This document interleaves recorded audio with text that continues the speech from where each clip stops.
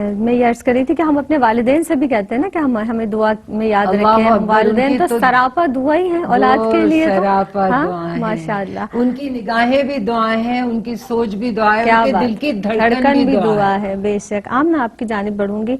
دعا کے حوالے سے ایک بات اور بھی میں آپ سے جاننا چاہوں گی کہ دعا کے جو اوقات ہیں یا مقامات ہیں یہ بھی اہمیت کے حامل ہیں, اور بالخصوص یہ بتائیے گا کہ ان مقامات اور جو اوقات ہیں, جو وقت ہیں, ان میں دعائیں قبول ہوتی ہیں؟ بے شک بالکل. دعا کے قبول ہونے کی خاص مواقع بھی بتائے گئے ہیں, خاص مقامات بھی بتائے گئے ہیں حدیث مبارکہ کی روشنی میں کہ نبی کریم صلی اللہ علیہ وآلہ وسلم کا ارشاد گرامی ہے کہ جمعے کے دن بعض روایات میں ہے کہ 1 ساعت ایسی آتی ہے, بعض میں آئے کہ 2 ساعتیں 2 گھڑیاں ایسی آتی ہیں کہ جو اس میں جب دعا مانگی جاتی ہے تو وہ مقبول بارگاہ ہوتی ہے. تو جمعے کے دن خاص طور پر دعاؤں کا اہتمام کرنا چاہیے.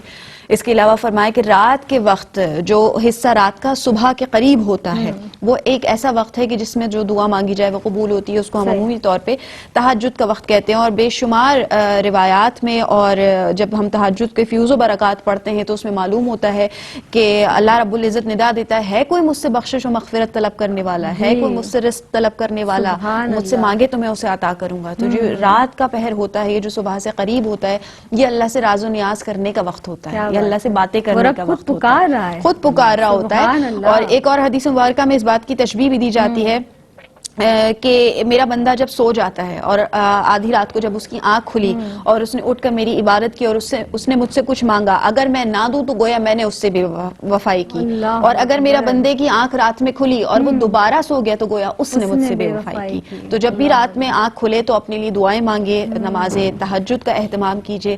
اس کے علاوہ ہر فرض نماز کے بعد جب دعائیں مانگی جاتی ہیں تو وہ لمحات ایسے ہوتے ہیں کہ وہ اس وقت فرض نماز کے بعد مانگی جانے والی دعائیں جو ہیں وہ شرف باریابی حاصل کر لیتی ہیں. حدیث مبارکہ میں ہمیں یہ بھی بتایا گیا ہے کہ برستی ہوئی رحمت میں جب بارش برس رہی ہو اس وقت جب دعائیں مانگی جاتی ہیں تو وہ اللہ رب العزت کی بارگاہ میں قبول منظور ہو جاتی ہیں. اور ایک لمحہ جب ہم کبھی ذکر و اذکار میں بیٹھے ہوں, جب کبھی کوئی عبادت کر رہے ہوں, تو ایک لمحہ ہم پر بھی کبھی ایسا اتفاق ہوا ہوگا, طاری ہوتا ہے کہ جب ہمارے رونگٹے کھڑے ہونے شروع ہو جاتے ہیں. ایسا کبھی خشیت الہی کی وجہ سے, کبھی رونے کی وجہ سے, کبھی اپنا کوئی گناہ یاد آ جاتا ہے اس وجہ سے, کبھی تلاوت کلام پاک میں, کبھی اللہ کی رحمت پر اتنا پیار آتا ہے کہ اللہ کتنا رحمان و رحیم ہے تو رونگٹے کھڑے ہو جاتے ہیں جب ہم دیکھتے ہیں اللہ کی کرم نوازیاں. تو وہ جو لمحہ ہے نا جب ہمارے رونگٹے کھڑے ہو رہے ہوں, وہ لمحہ دعا کا ہوتا ہے, وہ قبولیت کا لمحہ ہوتا ہے, کیونکہ اس وقت آپ اپنے رب کی بارگاہ میں مقبول ہو رہے ہوتے ہیں. تو اس وقت جب آپ جو دعا کریں گے اللہ رب العزت اس کو شرف باریابی عطا فرمائے گا.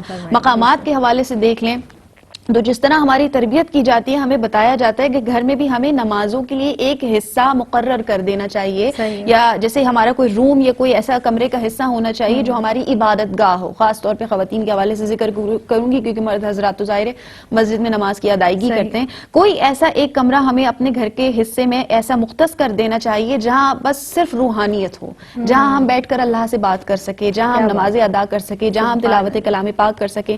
تو جو ایسی جگہیں مختص کر دی جاتی ہیں, جب وہاں پر دعائیں مانگی جاتی ہیں تو وہ شرف باریابی حاصل کر لیتی ہیں. مسجد میں دعا اگر مانگی جائے تو وہ قبول ہوتی ہے.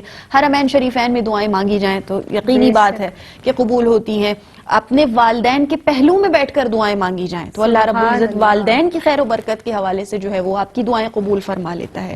تو بہت سارے ایسے معزز مقامات بھی ہیں, خاص طور پہ جب ہم زیارت کے حوالے سے کہیں نکلتے ہیں, کسی اولیاء اللہ کے مزار پہ گئے ہیں, کسی کوئی ایسی مبارک شے دیکھی ہے کہ جس کا وسیلہ ہے اللہ کی طرف سے, تو ان کو دیکھ کر جب دعا مانگی جائے, ان کے وسیلے سے دعائیں مانگی جائیں تو وہاں پر قبول ہوتی ہیں. کیونکہ یہ مقامات اور یہ اوقات ہمیں اس لیے بتا دیے گئے ہیں کہ ہم دنیاوی زندگی گزارتے ہوئے گناہ گار ہو جاتے ہیں, اور یہ ہمارے گناہ دعاؤں میں قبولیت کے لیے رکاوٹ بن رہے ہوتے ہیں. تو یہ فیسلٹیز ہمیں دے دی گئی ہیں کہ ان کن مقامات پر آ جاؤ, ان اوقات میں اللہ کو پکارو تو اللہ رب العزت تمہاری دعا قبول و منظور بھی فرما لیں گے. اور جس طرح بھی ذکر ہو رہا تھا, لوگوں کے لیے بھی دعا کرنی چاہیے اپنی. ایسا ہی نہیں ہے کہ میں صرف اگر دعا مانگ رہی ہوں تو صرف اپنے لیے کروں, نہیں, اللہ کے بندوں کے لیے بھی دعا کریں. جس طرح کہا جا رہا تھا کہ جس نے بھی مجھ سے جس بھی دعا کے لیے کہا ہے, سب کی دعائیں, تو ہو سکتا ہے ان دعاؤں کے صدقے اللہ میری دعا پوری کر لے. دے. تو میں کسی کے لیے مانگوں گی تو اللہ رب العزت لوگوں کے دلوں میں بھی ڈال دے گا, لوگ میری خیر و عافیت کی دعائیں مانگیں گے.